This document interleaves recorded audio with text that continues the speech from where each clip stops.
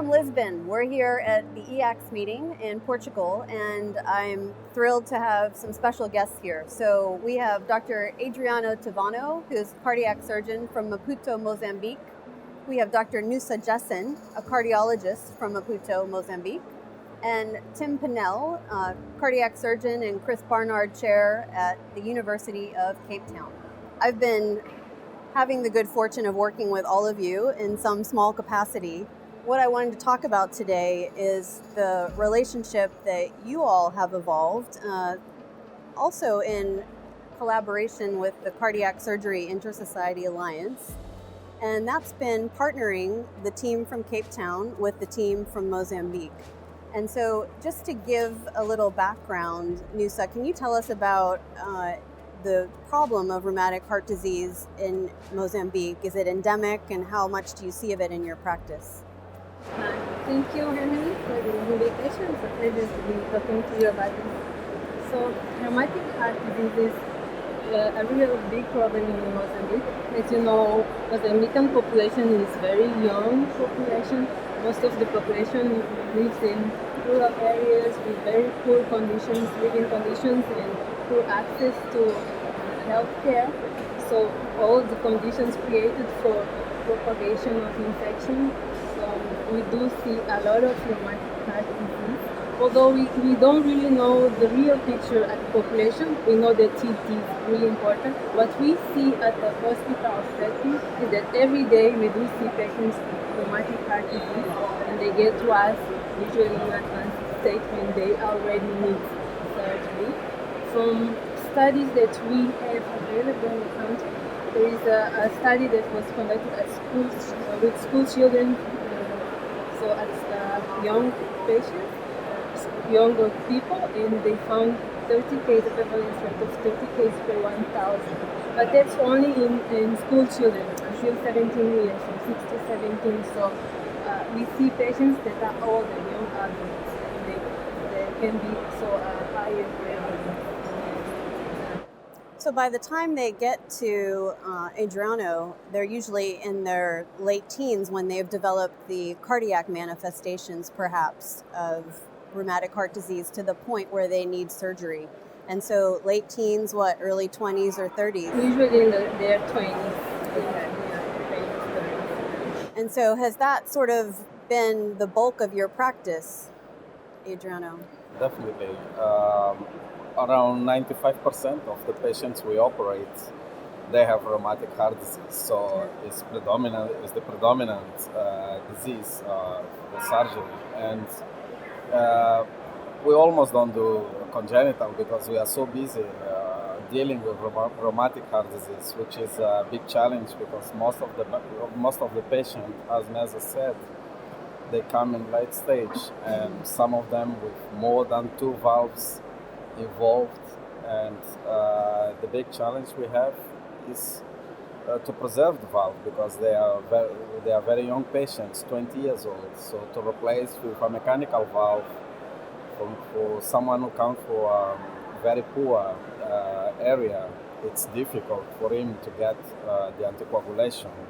So we have to do all efforts to preserve the valve. But because they come late, then it becomes challenging for the surgeons. Sure. Yes. Preserving the valve or a double, triple valve operation is a big operation in any country. So learning techniques and advancing the skill set in that kind of operation is quite a challenge. It's no secret I'm part of CSIA, so I want to talk just a little bit about what it means. So it's an umbrella organization that actually is powered by all of the major cardiothoracic societies worldwide. And the goal is to empower local sustainability in programs that are advancing and emerging. And so, Tim, you've functioned as a mentor at the University of Cape Town with your team. How did you get involved in that? So my predecessor, Peter Ziller, was one of the founding members of CSIA. So there was a natural sort of, I won't say bias, but at least exposure to the University of Cape Town as a center.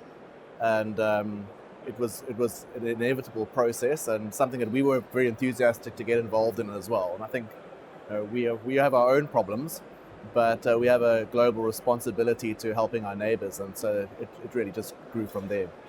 So you've touched on a great point, because one of the key features we think about this kind of partnership is that you see the same pathology in rheumatic heart disease in South Africa that Nusa and Adriano see in Mozambique. So have you found that to be a really valuable skill transfer because of the similarity? Definitely.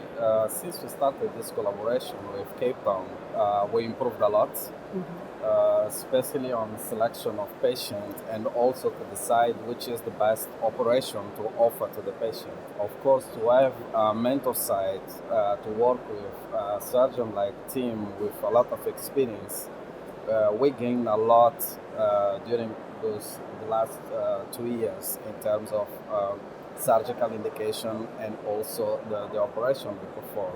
So definitely this is a major benefit that we have from being a CSIA pilot site. Wonderful. We were talking yesterday about the operation is often the easiest part of the proposition. The hardest part is, Nusa, your team finding the right candidates, preparing them for surgery, having the discussion probably to make the right decision to operate on the right patients. Have you found the interaction with Cape Town to be helpful for your team in that? Yeah, for sure. So one part of this collaboration that we have is that we discuss cases, we participate in their academic activities also, so we participate in their meetings regularly every week. They have echo training and journal clubs, and then also when we have difficult cases, we discuss with him and his team. And it has been really, really very helpful for us to improve the selection.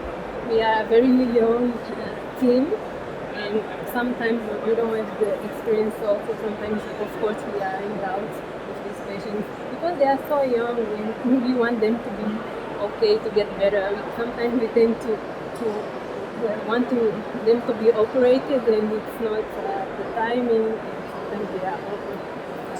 And then this collaboration really.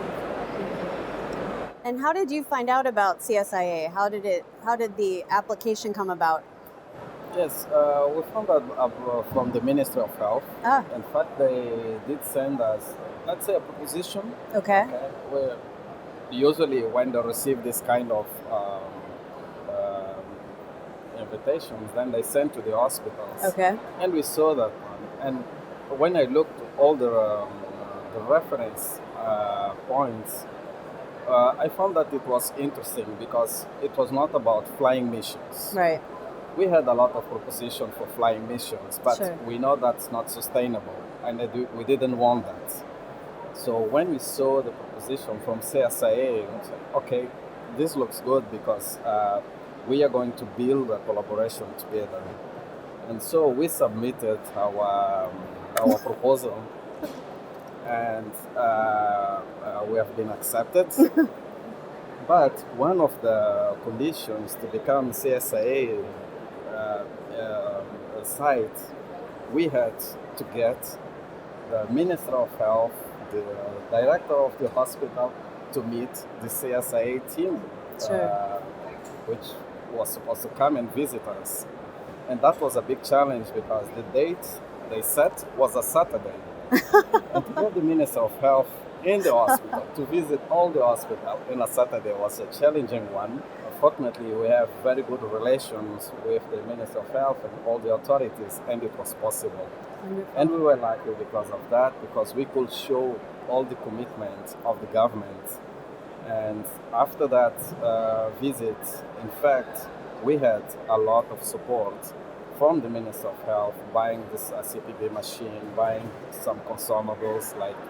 So this was to show that we need this collaboration. So that's how we got into and we became CSIA pilot site.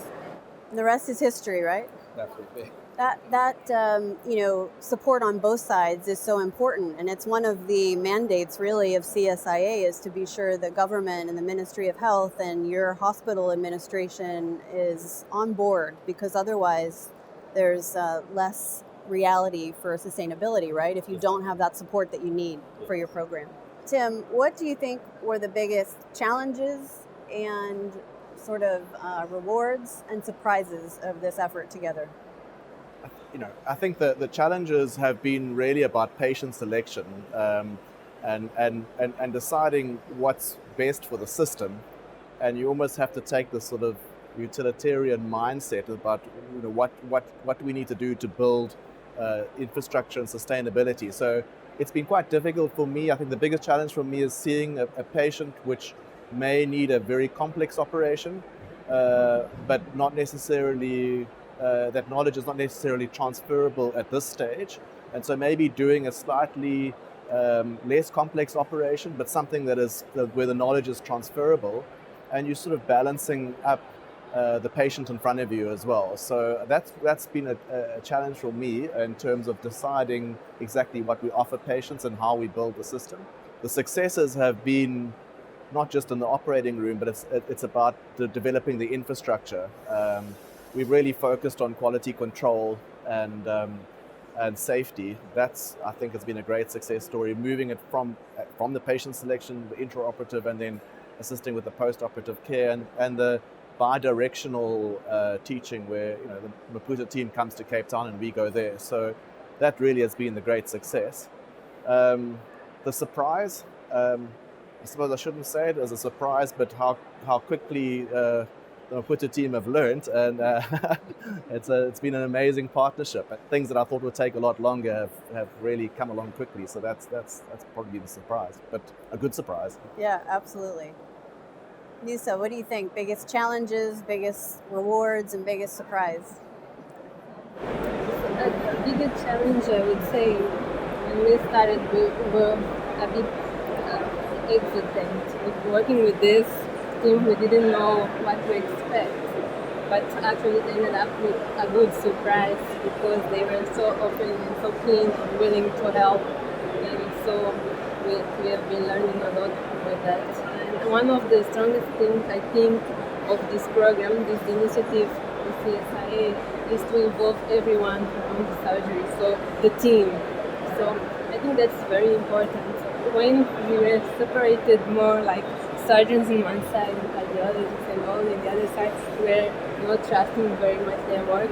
Now we are very much in and participating in the surgeries and seeing what they are doing.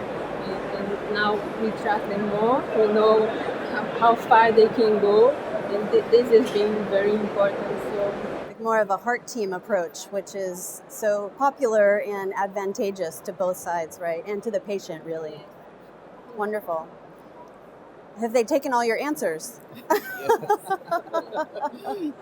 but for me, the big success is to be with Nilsa. I'm like here, and you can tell who is cardiologist, who is surgeon. And in a good way, he means. Yes, this is fantastic because it means we are working together. Yes. And as Nilsa said, instead of being each one of us in his corner, we are together. Whenever the surgery goes well or bad, they are all time with us in the theater, doing the transophageal echo, thinking and discussing with us what's going well, what's going bad. So this is the biggest success of all this collaboration, and we got to this point because of the collaboration we have with the Cape Town team, definitely.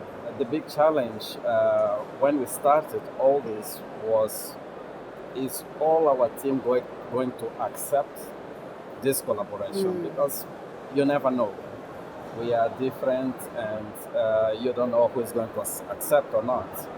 But after the first trip to Cape Town, where at least one of each area went to Cape Town to see, that trip to Cape Town brought us all together as only one team. And since then, we are working together.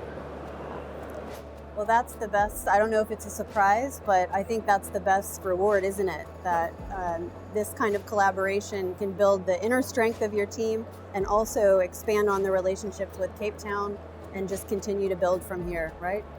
Well, CSIA is really proud. On my other side, CSIA is really proud of the work that's being done between these two groups. And from CTSNet, thanks so much for sharing some time with us.